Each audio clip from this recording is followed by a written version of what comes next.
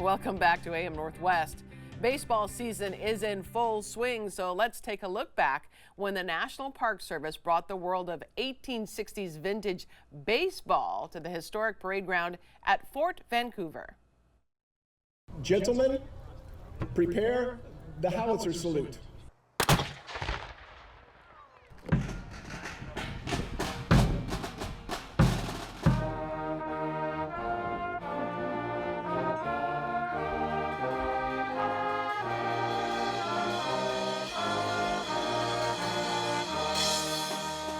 I've been playing baseball since I was a kid, and this is as cool as it gets from a childhood fantasy. To be able to put on the old-time uniforms and play in the old rules and use the old bats and equipment, and it's just cool. This is kind of a nice way to bring the history to life, too, on top of it. Instead of like a recreated battle, we're playing by the rules, but we're actually playing. A commemorative first pitch shall be thrown by the Honorable Ann McInerney Ogle, Vancouver City Council member.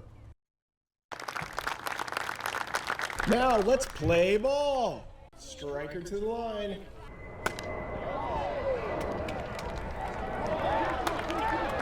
Although the game is the main event, the visual spectacle of the whole thing is pretty fantastic. Most of the fans that wind up coming out, they all dress in costume and they're using the old-fashioned terminologies, and so it's an environment. It's not just the game. The idea is, how do we make this park relevant to the public?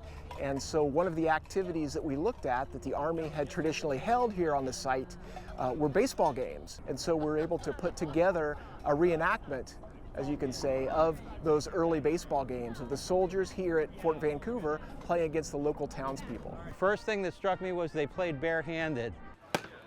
And I said, that's crazy, I don't ever want an injury. The ball is usually a little bit softer and it's slightly bigger, but not as big as a softball. And I've played with some that are bricks. There are several differences between 1867 ball and the ball that folks will see in Major League Baseball today. First of all, you cannot overrun first base as people see in the 21st century. There are also rules as to how the runners could advance. If the ball is caught on the fly, the runners would not be able to advance or tag up in the 21st century. But if it's caught on the bound, a less gentlemanly play, the striker is still out, but the runners can possibly advance. The striker or the batter was able to basically call where he would want the balls located. It was a striker's game compared to the game today. So the hurler or the pitcher at the time would throw it exactly where the striker would like the ball. Things such as sliding into base would never ever have been ventured in the era of the 1860s in baseball.